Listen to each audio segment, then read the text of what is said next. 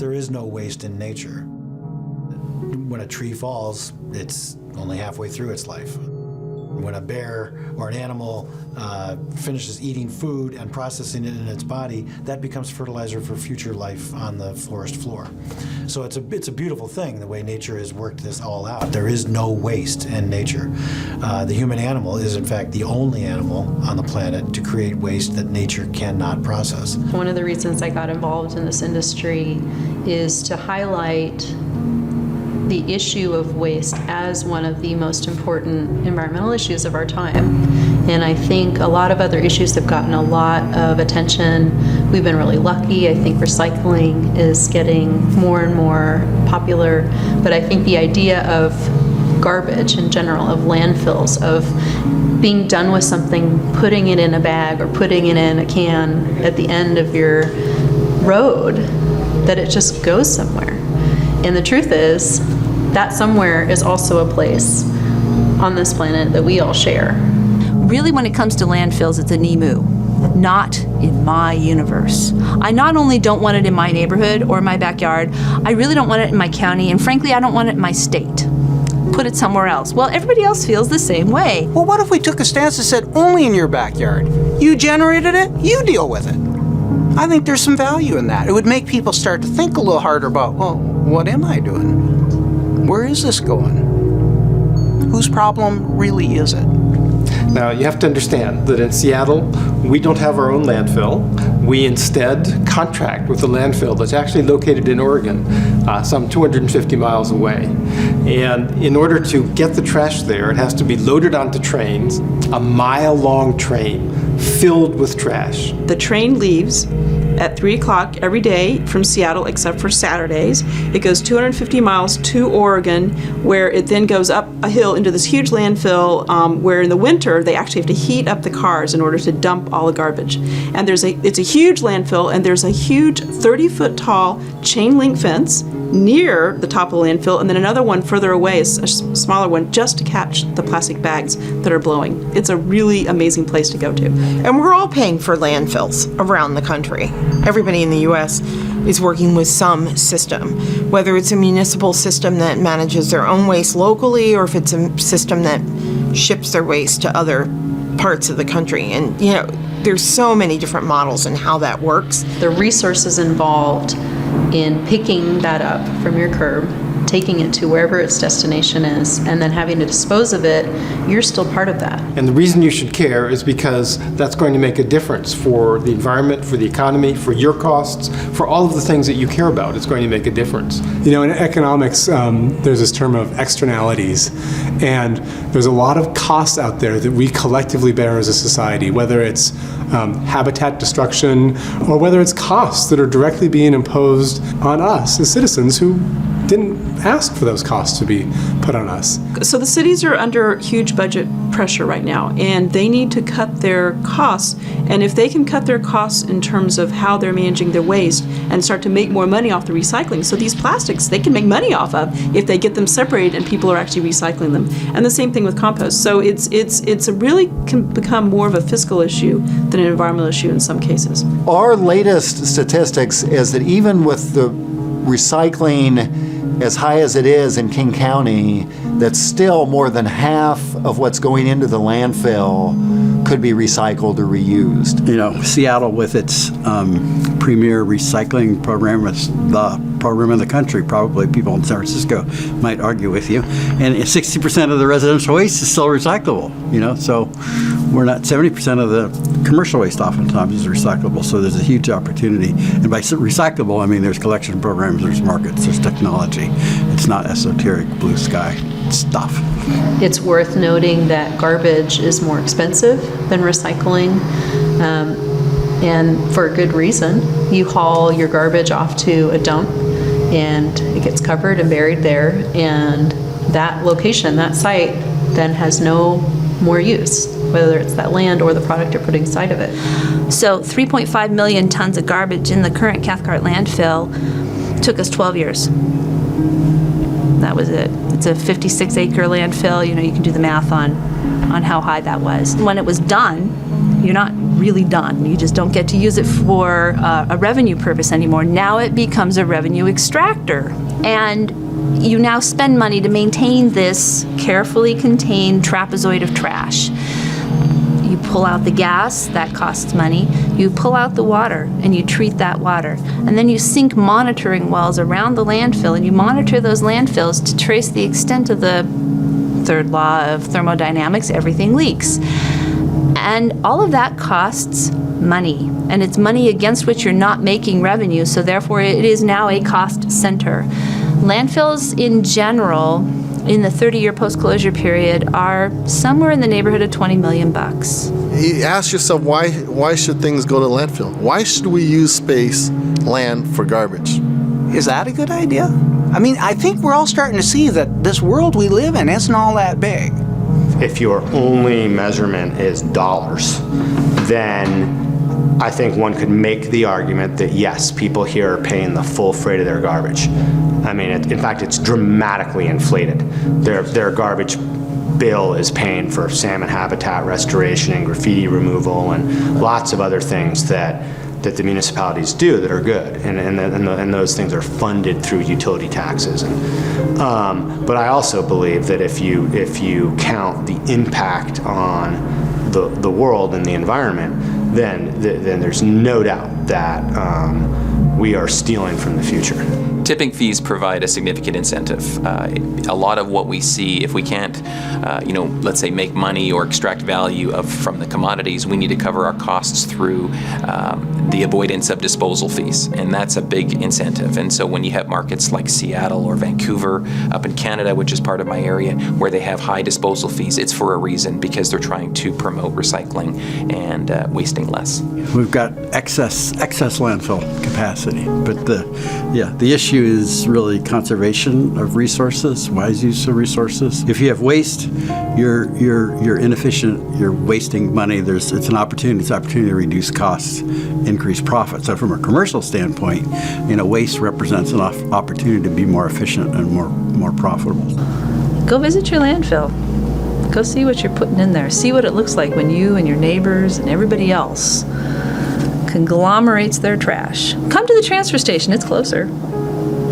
See what people are throwing away, you'll be surprised. Because there is value in the things that we are generating. The things that we consider to be trash are valuable. There's things that can be done with them, resources that can be used.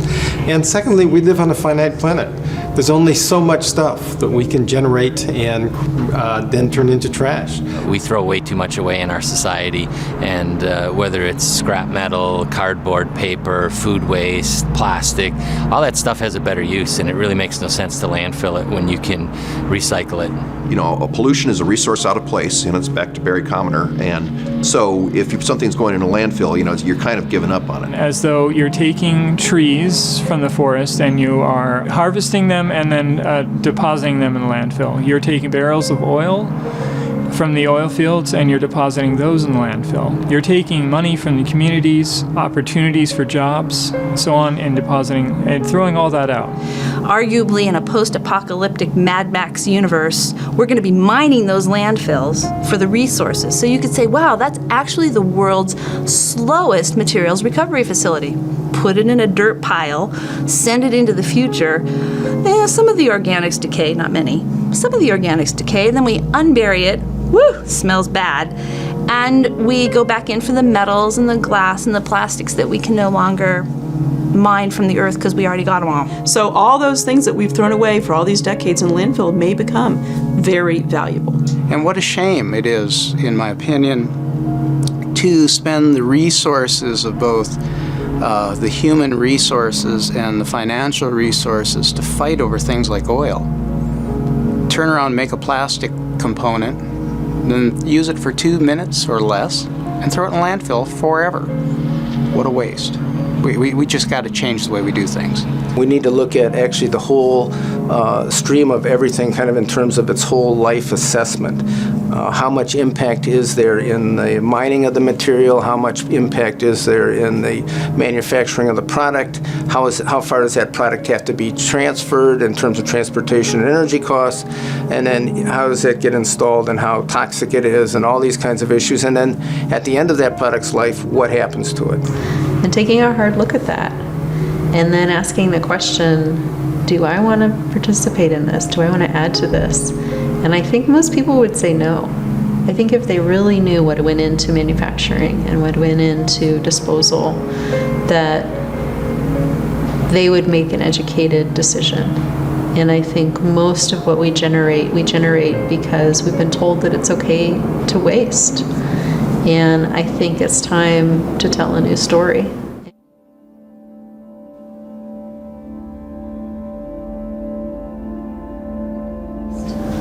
Zero waste is a perfect universe in which everything is described as either being in the technical cycle, so it's minerals, rocks, electronics, those kinds of things, or it's in the biological cycle, food, vegetation, those kinds of things which degrade over time very quickly. Zero waste is the universe in which everything that falls into one of those two categories, and darn near everything does, is always in a loop, such that you don't have things falling out into waste, falling out into a landfill for somebody else to deal with later. If you look back at the kind of waste that Americans had in the 1900s, in the early 1900s, everything was reused. Even clothing, you would get down to the threads, and then the rag person would come and actually weave those into rope and other things. All food was composted if there was any food waste, and all the packaging was reused and reused until it was then made into something else. So we had virtually no waste 100 years ago, and everything was reused, and people didn't have the money to just let things be disposable. Zero waste is really reframing the idea of valuing everything that we use and assuming that that value moves forward and that it shouldn't end up in a landfill. And I kind of see there's sort of three main avenues of that. There's sort of the idea of, on the production side, are we creating producible materials that are more sustainable and sort of reduce their impact on the environment. On the consumption side, are we reducing our consumption to basically just what we necessarily need? And then sort of lastly, the waste side of it, increasing our use of composting and recycling rather than just throwing it away and putting it in a landfill. When you talk about zero waste, you're really talking about a system from extraction to manufacturing to production, packaging, distribution, use, and so forth. And there's waste all along the way. It's sort of like saying not giving up. It's like a doctor would say, zero disease. Doesn't mean that we're going to get there tomorrow or in 10 years, but from a doctor's point of view, no disease is a good disease. We're not going to admit to having a residual type of disease level. Same thing with waste. It's something that we want to work towards avoiding as much as we can. I can easily draw the same conclusions, and I don't think that zero disease is possible. So at the same time, I don't really see that zero waste is possible. We are a save the world type organization, but we're also very pragmatic. And I believe that you have to take a pragmatic approach to reducing waste. I personally don't like the phrase zero waste. I just don't think it aptly describes what the goal is, but I understand that a lot of people like that phrase. Like zero waste, there's no more waste. Well, that's not a reality. There's always going to be some fraction of waste coming out of somewhere or as a processing residue. So the question is zero waste a good or bad term? And we find that it's a good term to use with the public because they get it immediately. You don't have to start saying recycling, composting. It's just a simple two-word thing that people can immediately grasp. And the idea behind it is to do reduction over time, so it's not going to happen overnight. Now, some of it can be recycled, some of it can be reused, some of it we really have to think very carefully to see whether there's an opportunity for doing something better with it. But simply throwing it away, that's not good enough. That's, again, a philosophy, but I think just reducing waste in general, and in many cases because that will provide a cost incentive that businesses are starting to do it, I think it's building. I've told a lot of people this. I think there'll be more change in this industry that we're in the next 5 years than there's been in the last 40.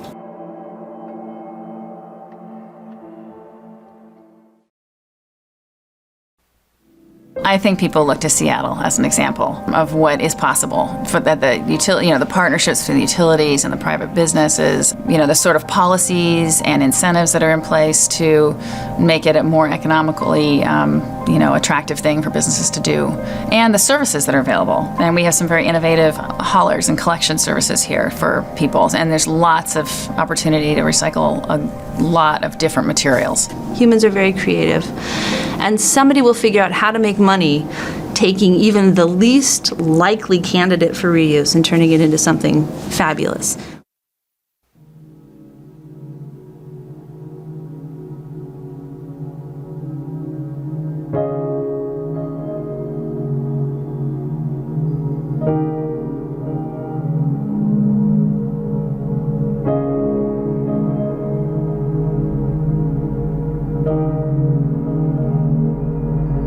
You know, quite honestly, we should probably be called material management. I mean, we're really, as a company, transforming to a new way of looking at it. We're actively building out recycling facilities, investing in new technologies that will make it easier for people to recycle material.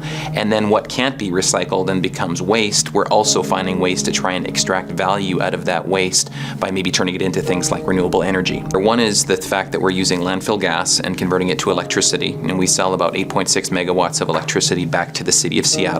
The newest technology is a joint venture and a new company called S4, and that is really plasma gasification. And what that does is creates a syngas, which is a basic building block for many recyclable and renewable energy products. It can be used to make things like fuels, chemicals, methane, compressed natural gas. There's many things that can be generated from that syngas. And the byproduct of plasma gasification is it produces a glass-based material, which looks like a black glass that really encapsulates the materials that are not effectively turned into syngas. And so you basically get this inert type material.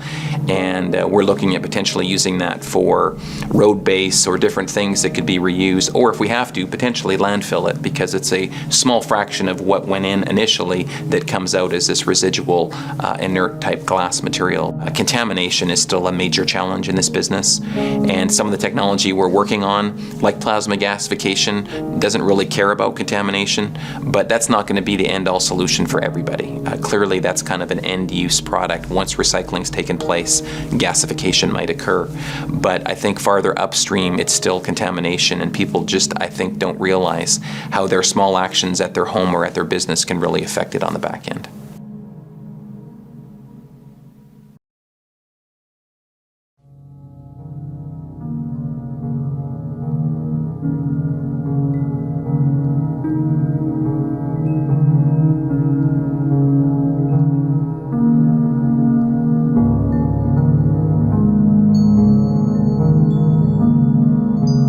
We've diverted over 4 million tons since the company started, and we've made approximately 3 million cubic yards of product that we've sold. Well, the food waste volume is about 75,000 tons a year that we're currently taking in. There is a lot more food that's continuing to go to the landfill, and it's why most of the municipalities are focusing on the food volume. If you think of an old wagon wheel, like the cowboy days, you know, you have a big hub and then you have spokes. The hub is going to be the compost plant, because whatever anything else does, you need it to make a product with the residuals, okay? Now, one spoke could be anaerobic digestion, which we've been looking at now for about 8 years. I think Jerry's been to Germany 15 times. Another spoke would be maybe a biomass to electricity project. Another spoke might be a gasification process for some of the biomass. So and those technologies will fill the wheel, but you still need that hub. Yeah, you can kind of look at it as kind of like a nutrient cycle, where the nutrients are captured put back into the soil, and those soils then grow more crops that we then eat, ending up back into our feedstocks, actually. It's realizing the level of investment that it takes to try to do it right and provide the environmental assurances that are needed. And I think that's probably the biggest thing, and then how that relates to costing the cost of the service and also the sale of the recyclables, because it's a pretty horrendous effort, financial effort, to be able to do it, especially in a large scale.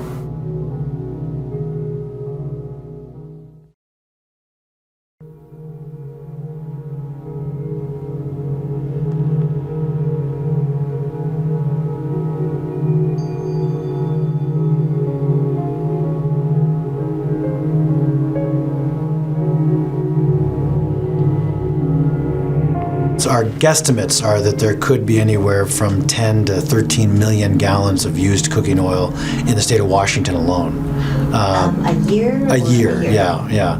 And but we don't know that for sure. Again, there's so many ways to try to figure out where's this oil being used. That net opens up much larger when you start to think about who is producing food products for consumers. It can be corporations, corporate campuses, shopping centers, airports, property managers, hospitals, universities, and we provide them a solution not only to physically remove it, but to transform it into something much greater than just a landfill waste or an export product to a foreign nation. It starts from our drivers. They go out to the restaurants and the alleys and back of the restaurants. They vacuum out the waste spent cooking grease. They drive it back to our plant and we filter it.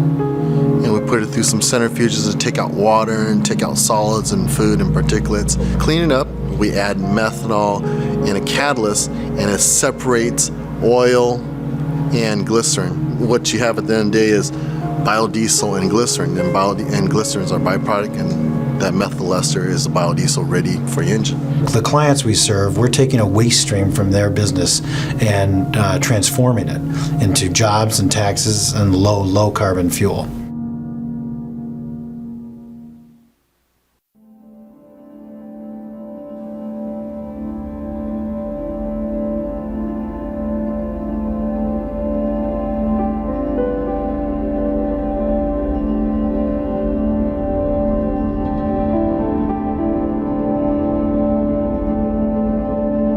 I don't look at it as a difficulty. I look at it as a great opportunity. You have this huge model that students, faculty, and staff are engaged in. So this is an opportunity to have this living, learning environment on campus where everyone on a daily basis can be engaged as environmental stewards. The three rules are convenience, convenience, convenience, and you will actually get people to recycle and compost more. So we even work in some places to try and create better infrastructure where we always offer all three of those opportunities: recycling, compost, and hopefully a small amount of waste. Part of what we've learned over the years and what we've tried to do is standardize the look and the messaging as best we can. So we have one type of container that goes in conference rooms. We have another standardized set of containers that go in lecture halls and classrooms. We have a standard set that look and feel and color that goes in public area places. The Minimax, it's a garbage can that is large for the recycling and tiny for the waste. Facility Services has become a leader in the use of Minimax, and other universities are copying it, and the Wall Street Journal actually featured it in addition, which is pretty cool. And I think it was University of Texas, or one of the major universities in Texas, actually profiled that, which was kind of exciting, and they credited the university. There's a 20% rule that you have to work with. So you have 20% of people are going to completely ignore everything you do, and despite whatever efforts you made, you could grab them by the lapels and yell in their face, "This is what you need to do," and they're not going to do it. And you have 20% of your population that believes fervently in the cause, is so interested in the issue and so wrapped up in it that they're going to participate in everything that you offer them. And then you have your majority, 60% of folks in the middle, who you have to engage and you have to remind. And many folks need to hear things or see things in a variety of ways. And they say, and I can't remember the exact statistics, but people need to see something or hear something like 6 times before they really get it. If you don't make it like simple or like convenient enough for them, they won't do it. And that's probably the biggest challenge, I would think. I mean, it's pure, if they don't care in the first place and they don't think it's convenient, they wouldn't do it. So I guess the challenge is more like how we're gonna spread the message in some kind of way that's convenient and understandable for people that will actually follow it.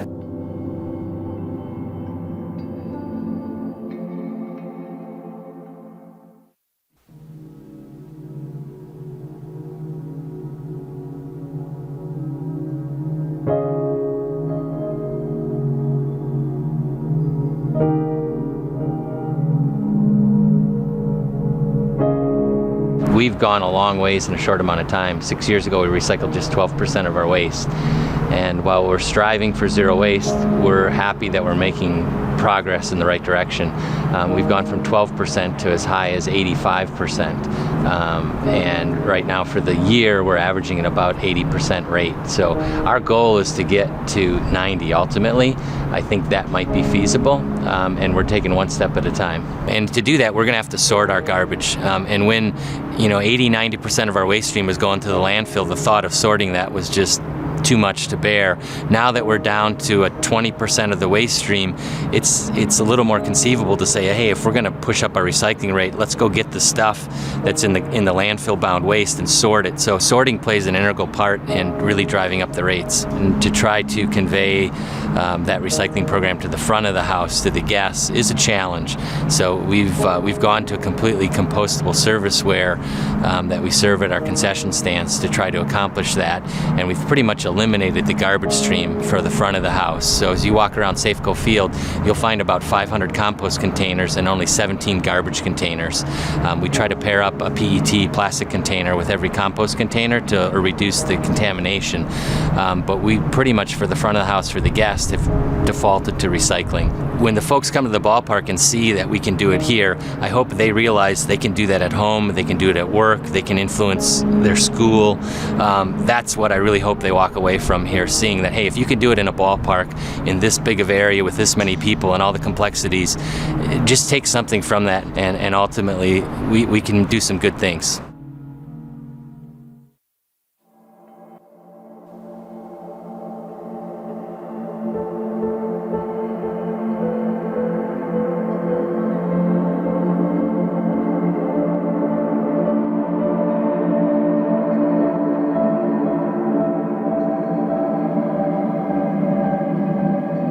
Well, I mentioned previously that we're both aspirational and pragmatic, so that certainly we brought that perspective to bear when we considered recycling, and we do recycle in the bathroom, for example, and in the kitchen, but we don't do it in the laboratory. So we look at it as a responsibility, and part of our responsibility involves recycling and reducing, but part of our responsibility involves ensuring public health and making sure that we don't create problems as we try to resolve them.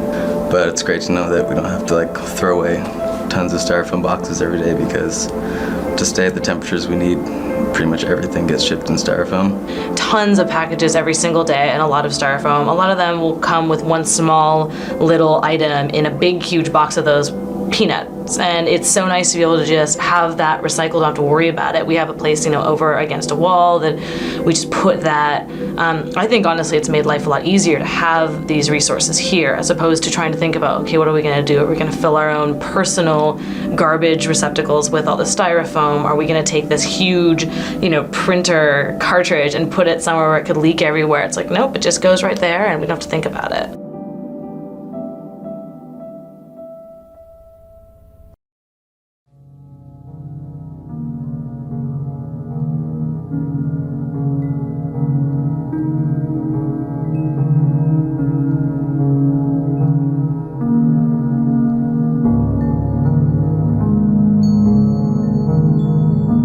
Both have a passion for food, a passion for health.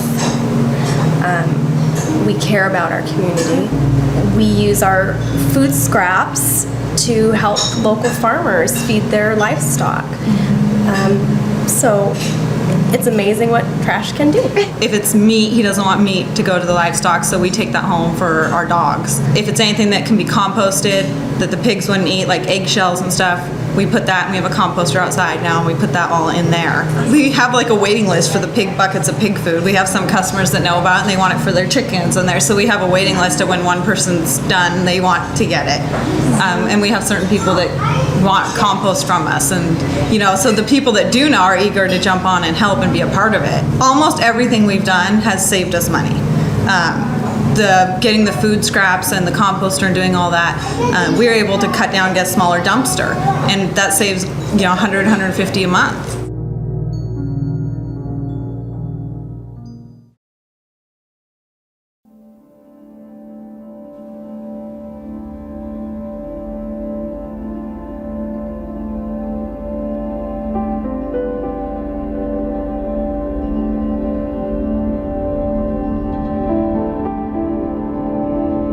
A lot of customers come to us saying, look, at our customers are demanding that we show and demonstrate that we're green. We want you as a sustainability partner, Waste Management, to help us achieve our sustainability goals.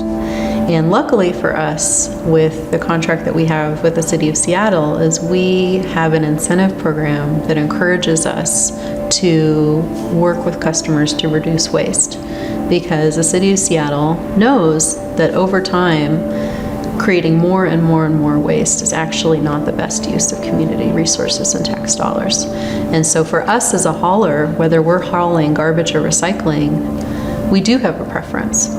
We would rather the majority of that be recycling and be compost and be items that are not destined for landfill. You know, and I encourage small businesses and facilities and corporations and the like to go to them first and partner with their local hauler, because they have a lot of expertise in what can be collected, types of signage, types of containers. And there's just all these different sectors of businesses that have real specific types of issues they're dealing with, and we don't want to pretend that we know their business and we can tell them what to do.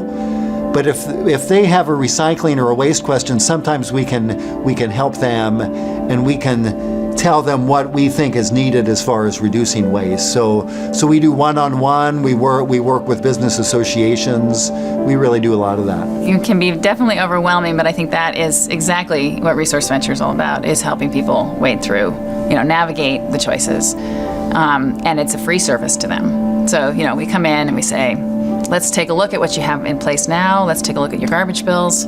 And what can we do to turn that around? Our group goes out and does free waste audits with customers. It's fun. People think it's going to be a little bit weird to start with, but you just say, we'll meet you at your dumpster and we'll just pick out stuff and talk about what you might choose to do with this next time, or you could use cloth towels instead of paper towels, and real cups instead of paper cups, that kind of thing. No, we've got a lot of help in this. It's a huge team effort since it involves so many people, and to really change behavior for employees and fans, it's not something one person can do by themselves. The Resource Venture came in early and helped us establish our composting program, back a house with our food service people. Of course, Cedar Grove is a huge player in that all of our food waste and our grass clippings go to Cedar Grove for commercial composting. The compostable serviceware isn't compostable in your backyard compost, but it is in a commercial composter, so we're lucky that we have Cedar Grove that can play that part. The City of Seattle has helped us. Seattle Public Utilities, and recently, a year and a half ago, or 2 years ago now, changed the law so that single-serving items from restaurants had to be recyclable or compostable. That helped push the market in that direction. And it's easy for me sitting in a government position to say, we need businesses to step up. But when we have these open, honest dialogues, what we often hear is businesses saying, well, we've tried to step up, and government has put some barriers in there. And so, we have a responsibility as government to also come part way and understand the business's challenges and figure out what it is we need to do. Is it a different delivery or pickup system? Is there a different market we need to help create for recyclable materials? And there's work that we can do there for sure. And we've done some great work in the past, and it's going to be those type of partnerships moving forward that we'll need to do also.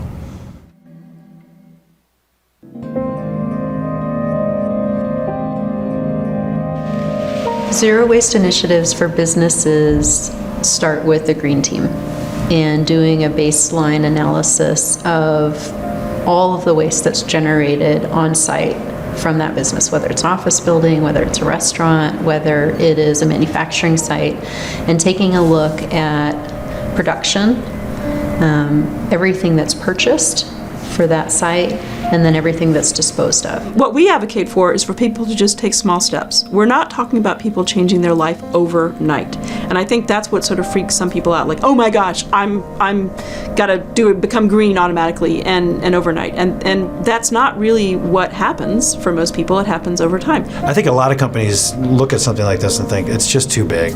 It's just too overwhelming. There's no difference, that my business can't make a difference. And I can understand that line of thinking, unless you just start small and say, okay, well, let's just look at our recycle bins at the end of every day, and see what we're recycling. And let's look at our garbage bins. And let's look at our food compost. We didn't even compost food a few years ago at businesses, and now we do. Pick one thing where they can have an impact, and then look at the results of that one change that they made. One, whether it's a purchasing change, whether it's starting, collection of recyclables on site, any of those things can have a tremendous impact. So pick one thing, look at it, gather those numbers, share those numbers, and that'll get you started down that path. And you'll see that there's, economic reasons to do that, and you'll continue down that road and find other ways to become more sustainable. And individually, sometimes there may be a cost to first start a system. There's usually a startup cost. To educate people, there's a cost to starting that up. You may have false starts. You may not have the system designed very well, and so mistakes are easy to make. So there's a lot of reasons why people are cautious about moving forward. But what our experience has been is that once you get people started, then it's like, why weren't we doing this all the time? I think when we talk about sustainability and doing things that are green or being sustainable, we really want to be at a place where we aren't using that word anymore and we're just talking about the way we do things.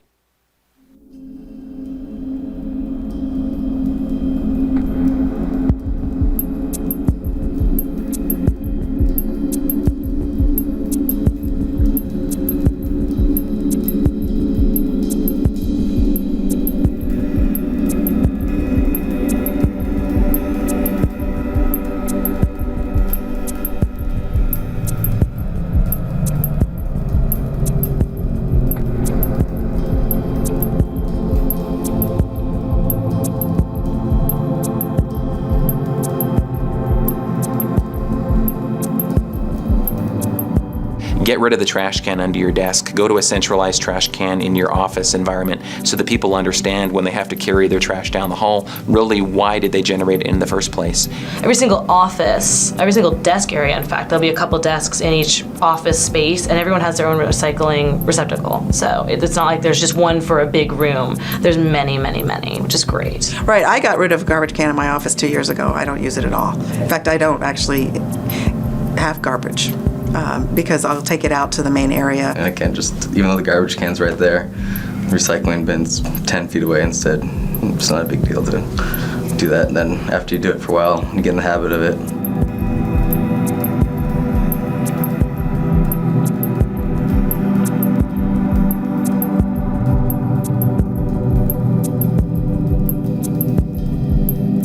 Having paper towel recycling in the bathroom is really nice. It's phenomenal to get to work in an environment that is socially and environmentally conscious. Even on our hand towels, there's these come from trees stickers, and it's interesting how much buzz that generates in terms of people saying, oh, now they see it as both sides. They see it as, okay, now I'm aware, but they also joke about walking out of the bathroom with wet hands because they really hesitate before pulling that second towel out of the dispenser.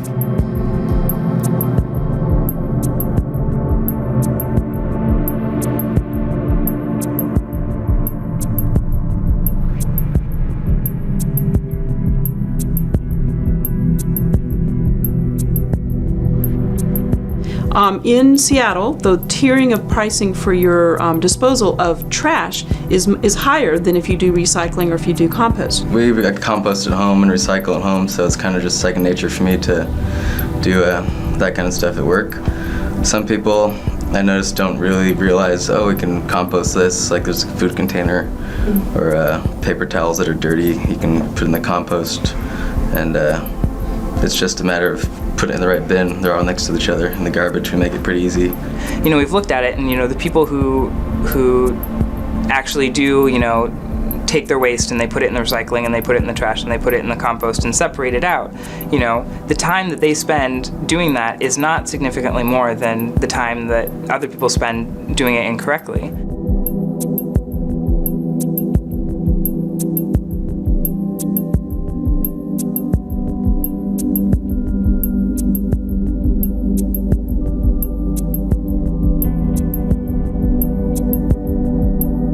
So right next to our printer, we have a big recycling receptacle, which gets used far more than the trash. And I've seen people actually take a piece of paper out of the trash and put it in the recycling. So that happens a lot. In some cases, it's as simple as having offices start by setting their printers to default to two-sided printing and using Print Preview to see what you're going to print before it pops out. It would be great if the person who's in charge of purchasing would really take a look at the green purchasing they could do. So for example, are they buying really high recycled content in the paper? Are they using printers who are using less toxic inks for the products that they're, their brochures and that kind of thing? We've jumped on recycle, which is the last thing in the hierarchy of reduce, reuse, recycle. So the recycling is great, but if people, kind of went back to square one, back to the beginning, which is, it's about reduction, about using less. I think that would be a good kind of thing to think about.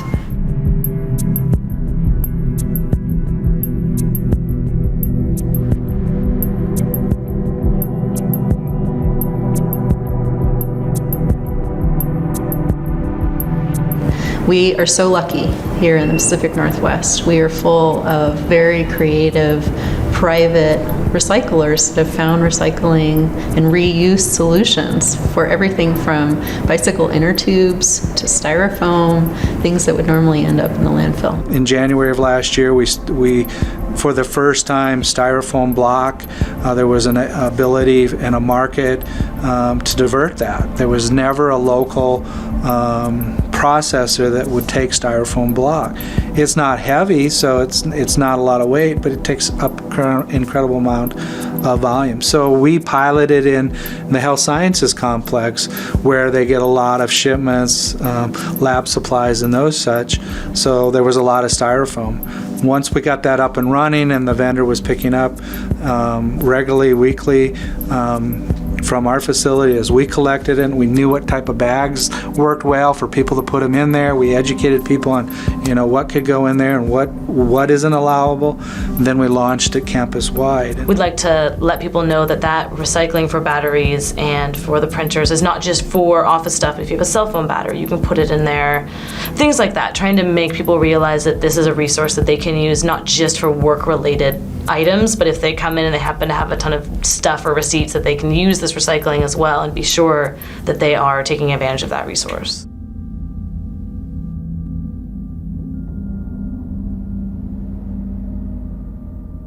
So sustainability also is about supporting the local economy. And when you work with local vendors and you explain your vision about sustainability, you find out that they have their own vision about sustainability too. And by collaborating together, you can really help drive sustainability for your region by working with local providers and by supporting the local economy. So you've got to get a team of people to help you because you can't do it yourself. If you're running a business, you don't have time to deal with it. Small businesses in particular, they're limited for resources or limited for staff. You need basically a network of capacity and willingness. And through our service provider, we have that capacity. And then through education within IDRI and through working with other organizations in this building, we've developed a willingness on the part of the individuals to participate. And the more that we can partner with various suppliers as well as our utilities, as well as our kind of peer businesses, we're all going to be more effective. And so I think it's working together.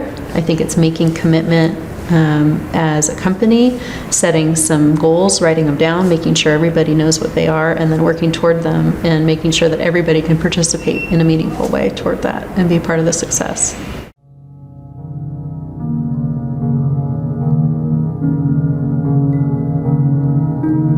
We have to be restructuring how we do things. But at the same time, we have to be cognizant of the business community and what is the real driver in business. I'm an economist at heart. I'm a finance guy, a numbers guy, and the things that drive me to take on challenges oftentimes are economic. And so when you show me a garbage can that I'm currently using and say, but if you could get all your garbage into something half the size, you would save $15 a month. Even if $15 isn't a significant amount of income for me at the time, it's real. And now you've issued the challenge.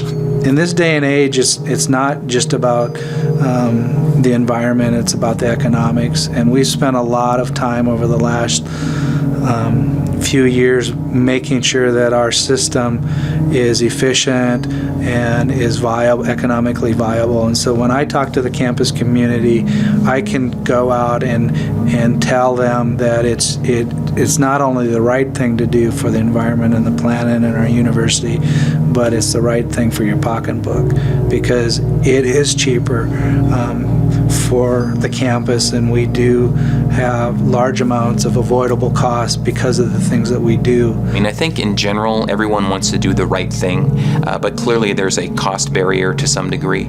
And by being more efficient, to me, equals less cost. And so it's not just waste in the sense of garbage, it's waste in the sense of process waste. And so when you come in and look at your business and take a step back, maybe there's ways that you can reduce the actual garbage you put out, but maybe in the same process, you can figure out ways to just be more efficient and therefore save money. Look at improving efficiencies, and it's not just about alternate products or supplies.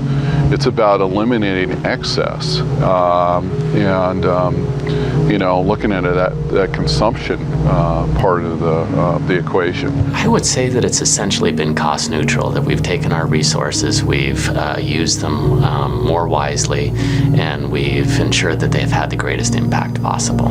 And that involves developing new technology for the developing world, vaccines, diagnostics, and new drugs, but it also ensures that we reduce our waste in a way where we don't have an impact on the same developing world that frequently receives the developed world's wastes. Solid waste disposal costs are not a huge part of the costs for most businesses. For some they are, but for most they're not.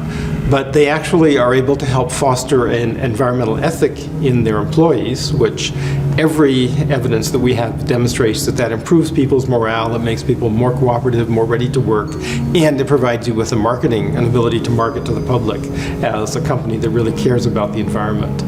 And a lot of times we talk about the economics in this very small sense of how many dollars and cents you're going to save, but the fact is the productivity of your employees and the ability of your company to move in the market successfully and to have a good, positive, popular image is actually a much more important economic benefit.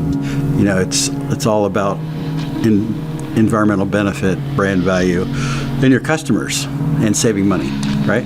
So if you can do something and it speaks to your customers, adds to your brand value, has real, true environmental impact, why wouldn't you do it? I've never had a business person tell me that doesn't make any sense to me. Everybody says, wow, that totally makes sense. Whether or not they step forward and invest is another thing, but I've never had anybody tell me that doesn't make sense. I think we live in a part of the country that places a high value on this. And our awareness level is much higher up here than it is in other parts of the nation.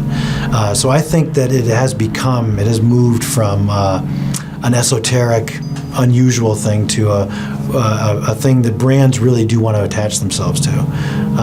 When we first approached Amazon over a year ago, they practically cut the meeting off at the midway point and said, "We get it, we love it, let's do it." They said, "We don't need to hear more." And we collect all the used cooking oil from Amazon, which has only gone up significantly since they moved their campus down to South Lake Union. And it's a brand value to them. It's very important to them as part of their larger enterprise to minimize the environmental impact of their business. And that gets to consumers. Even if from a corporate standpoint like that, or from a restaurants in the Seattle area, the Space Needle, SeaTac Airport, these are all places that are like, hey, if we can do the right thing, why wouldn't we? And it makes us very proud because we do believe that we're doing good work in this area. But I also think it continues to be an incentive. It's better to get an A or better to be number one. Being in the top 15, that's great, but let's strive for more. We're never going to be perfect, and so it continues to be a catalyst. The other is it's really good marketing. There's no question that students in particular are looking for a place to go to school that is green, but also for faculty and staff recruitment and retention. Many faculty and staff also believe that it's appropriate to be green. We want to be the best children's hospital in the country, and the question that I had to our COO is, when do we know we're the best children's hospital. Because it's not a point where you're just completely reached a state of complacency that you're the best children's hospital out there in the nation. You have to say to yourself, well, we're always striving to be the best.